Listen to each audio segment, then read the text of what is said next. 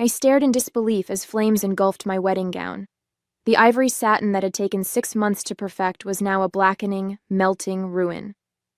Margaret Wilson, my soon-to-be mother-in-law, stood before me in the bridal suite of Cleveland's Grand Pavilion, a lighter still clutched in her manicured hand, her face contorted in triumphant rage.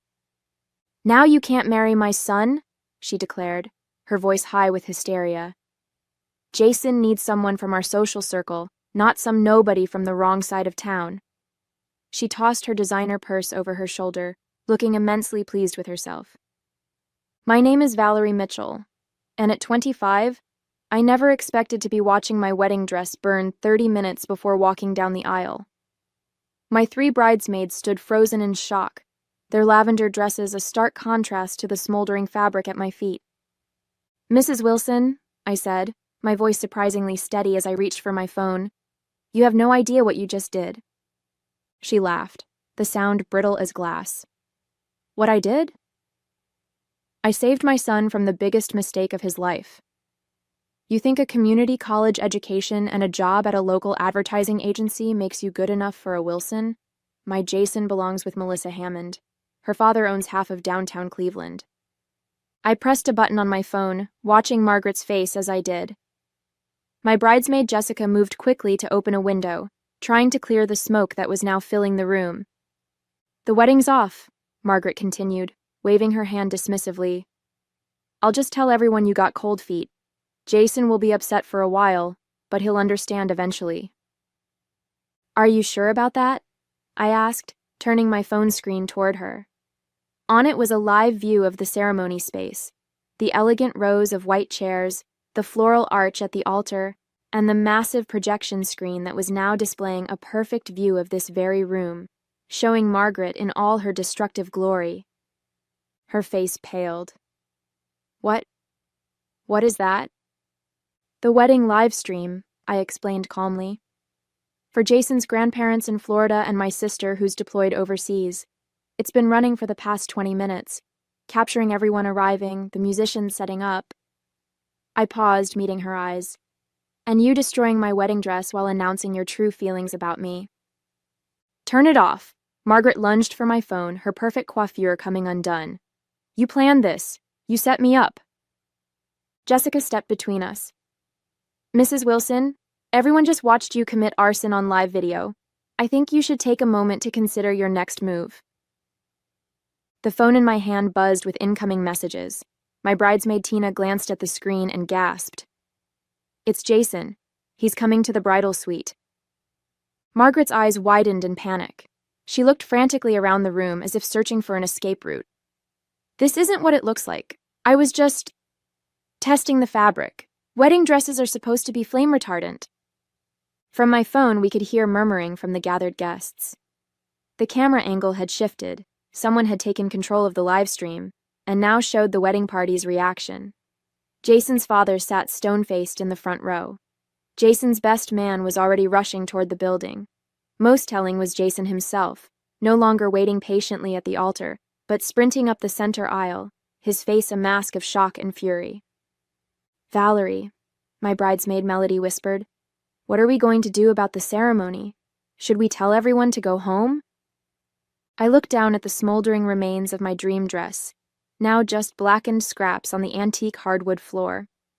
The practical part of my mind, the part that had put myself through college while working 2 jobs, was already calculating next steps. "No," I said firmly. "The ceremony is happening, just differently." The door burst open. Jason stood there, still in his tuxedo, his eyes moving from my face to his mother to the ruined dress on the floor. Behind him, the venue manager and his father appeared, both looking horrified. "Mom," Jason said, his voice dangerously quiet, "tell me I didn't just watch you burn Valerie's wedding dress while saying she isn't good enough for our family?" Margaret's demeanor changed instantly. "Sweetheart, you don't understand. I was protecting you. This girl has been after your money from day one. I was testing her character and—" "Stop." Jason cut her off.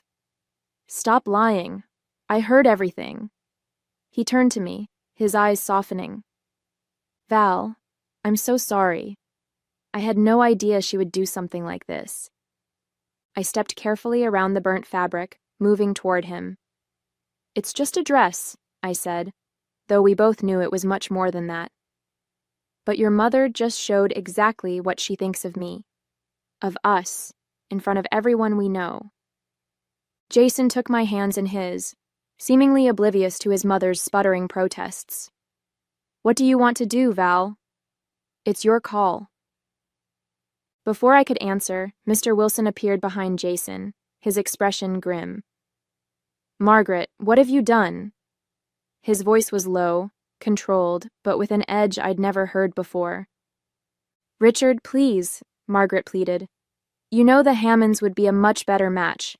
Their family has been part of Cleveland society for generations. As opposed to Valerie, who built a successful career through hard work and determination." Mr. Wilson shook his head in disgust. "You've gone too far this time." My phone continued to buzz with notifications. I glanced down to see messages pouring in from guests who were watching everything unfold on the live stream. The venue coordinator hovered in the doorway, looking uncertain. "Ms. Mitchell," she said hesitantly, "the guests are asking what's happening. Should we make an announcement?" I looked at the ruins of my dress again, then at my bridesmaids in their lavender gowns. A plan was forming in my mind, one that would turn Margaret's attempt to sabotage our wedding into something entirely different. "Tell them there's been a change of plans," I said, "but the ceremony will proceed in 20 minutes. Margaret scoffed. "In what?" "Your underwear? You can't possibly—" "In my backup dress," I interrupted calmly. The room fell silent. Jason looked at me in confusion. "You have a backup dress?" I hadn't, of course, but 6 months of working with temperamental clients at the advertising agency had taught me to always have a contingency plan. "Melody," I turned to my bridesmaid, "remember that photo shoot we did for Cleveland Bride last month? Call Eliza and ask if her sample dress is still available." Melody's eyes widened in understanding. "The ivory sheath with the lace overlay? It should fit you perfectly." Jason's father stepped forward, pulling out his phone. "I'll have my driver pick it up immediately. Where is it located?" As they coordinated the dress retrieval, I turned back to Margaret, who stood watching in disbelief as her plan unraveled. "You really thought a dress would stop this wedding? After everything Jason and I have been through?" "But everyone's watching," she hissed, gesturing at my phone. "They all saw what happened." "Yes," I agreed. "They did. And now they'll also see what happens next." I turned to address the camera directly, knowing the guests were still watching. "To everyone waiting, thank you for your patience. The ceremony will be slightly delayed, but love always finds a way, even when someone tries to burn it down." A cheer erupted from the phone's speakers, the guests in the ceremony space showing their support. Jason squeezed my hand, pride evident in his eyes. "Mom," Jason said firmly, "you need to leave. Dad will take you home. You are no longer welcome at our wedding." Margaret's face contorted with rage. "You would choose her over your own mother? After everything I've done for you?" "After what you've done today?" Jason countered. "Absolutely." The next 20 minutes passed in a whirlwind of activity. While Margaret was escorted out by security, after Mr. Wilson apologetically insisted on it, Eliza from Cleveland Bride arrived with not one but 3 sample dresses. The bridal suite transformed into an impromptu fashion headquarters, with my bridesmaids, the venue coordinator, and even some of the female guests who'd volunteered to help. "This one," Jessica declared, holding up an elegant ivory sheath dress with delicate lace detailing. "It's perfect for your figure, and we can have it ready in minutes." The venue's seamstress, who had originally been hired just for last-minute adjustments, worked miracle after miracle with safety pins and quick stitches. Meanwhile, Jason had returned to the ceremony space to address the guests in person. Through the live stream, which someone had thoughtfully positioned toward the altar, I could hear him speaking. "Today didn't start the way any of us expected," he was saying, his voice steady despite everything. "But Valerie and I have always believed that it's not the perfect circumstances that make a marriage work. It's how you handle the imperfect ones together." A round of applause followed his words. I smiled as Melody adjusted the borrowed veil on my head. "There," she said, stepping back to admire her work. "You look absolutely stunning." The dress wasn't what I'd planned to wear when I became Mrs. Jason Wilson, but as I looked in the mirror, I realized it suited me perfectly. Simpler, more elegant, and somehow stronger than my original choice. Like me, adapting to circumstances rather than being defeated by them.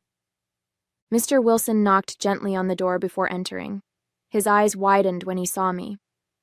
"Valerie, you look beautiful." He paused, his expression pained. "I want to apologize for Margaret. Her behavior was inexcusable." "You don't need to apologize for her, Mr. Wilson," I replied. "You didn't burn my dress." He nodded gratefully. "Jason sent me to tell you that everyone's ready whenever you are. And," he added with a small smile, "your boss from the agency is here. Apparently he's documenting everything for what he calls the greatest viral wedding marketing campaign Cleveland has ever seen." I laughed. Trust Eddie to see a promotional opportunity in disaster. The advertising world had taught me that sometimes the most compelling stories come from overcoming unexpected challenges. The venue coordinator appeared at the door. "We're ready when you are, Ms. Mitchell. The musicians are prepared, and we've adjusted the lighting to complement your new dress." "Wait," I said, an idea forming. "The live stream is still running, right?" When she confirmed it was, I made a quick decision. "Can we project it in the ceremony space for a few more minutes? I'd like everyone to see us walking from here to there, the whole journey, not just the arrival." 10 minutes later, as my bridesmaids and I made our way through the venue's garden path toward the ceremony space, I knew every step was being broadcast to the waiting guests. Not as a traditional bridal entrance, but as something more powerful. A statement that nothing, not even a vindictive mother-in-law with a lighter, could stop this wedding. As we approached the doors to the ceremony space, I could hear the guests' applause growing louder.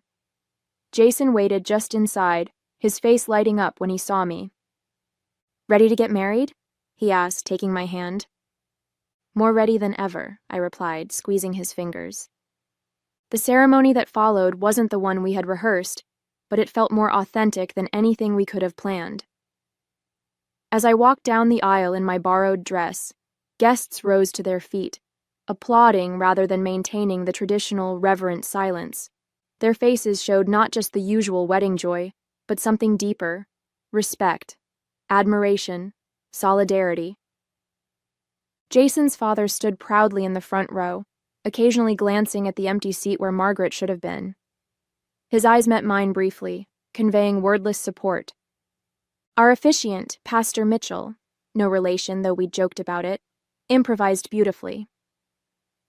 "Dearly beloved," he began, "we are gathered here today to witness not just a wedding but a triumph of love over adversity.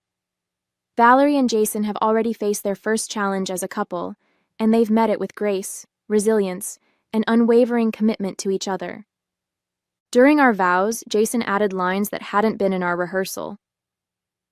"I promise to stand by you against anyone who tries to come between us," he said, his voice carrying to the back of the room and beyond to those watching the live stream. "Even if, especially if, that person is from my own family." When it came time for the exchange of rings, a moment of panic crossed Jason's face. The rings had been with his mother during the pre-ceremony preparations. Mr. Wilson quickly stepped forward, producing the velvet box from his pocket. "I took the liberty of retrieving these earlier," he explained quietly. "Just in case." After we were pronounced husband and wife, the celebration that erupted seemed to release all the tension that had built up throughout the afternoon. As we walked back down the aisle, I noticed Eddie, my boss, filming discreetly from the side. He gave me a thumbs up that somehow managed to be both professional and genuinely emotional. The reception that followed in the Grand Pavilion's ballroom had an atmosphere unlike any wedding I'd attended before. Instead of polite conversation and standard wedding rituals, there was an almost festive defiance in the air. Someone had hastily created a custom Snapchat filter featuring a phoenix rising from ashes with our names underneath. Your wedding is trending locally on social media, Jessica informed me as we entered the reception. People are using Nar Rising from the Ashes and Can't Burn Love. Jason's college roommate Tom, who worked in public relations, approached us with his phone. The Cleveland Plain dealer wants a statement. Their lifestyle editor saw the live stream. Apparently her niece was a guest. And they're calling it Cleveland's most resilient wedding. Tell them we're just grateful for everyone's support, Jason replied, his arms secure around my waist. And that true commitment means facing obstacles together, not running from them. As the evening progressed, I noticed Mr. Wilson speaking intensely with various family members, damage control evident in his gestures and expressions. Jason's Aunt Diane approached our table during dinner, leaning down to speak privately. Richard is beside himself, she confided. Margaret's been escorted home, but she's threatening to cut Jason out of the family business if he doesn't come to his senses. Richard told her that after today, she's the one who needs to worry about her position in the company. Jason squeezed my hand under the table. Dad's always been the backbone of the family, he said. Mom just never realized it because he let her think she was in charge. As our first dance began, I couldn't help but notice the empty tables near the front of the room, spaces reserved for Margaret's country club friends, who had quietly disappeared after the incident. In their place, colleagues from my advertising agency had moved forward, filling the void with genuine support. Mr. Wilson is handling damage control like a pro, Eddie commented, approaching us after the dance with 2 glasses of champagne.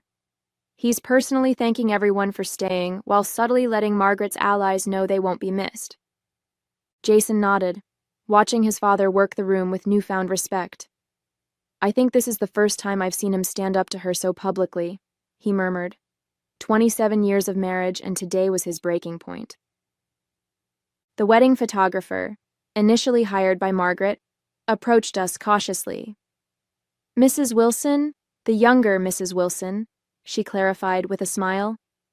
I've captured some beautiful moments today, but I wanted to ask about the dress incident. Some of the guests took photos. Would you prefer I request they keep those private? I exchanged glances with Jason before answering. Actually, I think honesty is the best approach here. This is part of our story now. As if on cue, my phone buzzed with a notification. The short clip of Margaret setting fire to my dress had already been viewed over 20,000 times on a local Cleveland news page. The comments section overflowed with support, interspersed with stories from other brides who had faced difficult in-laws.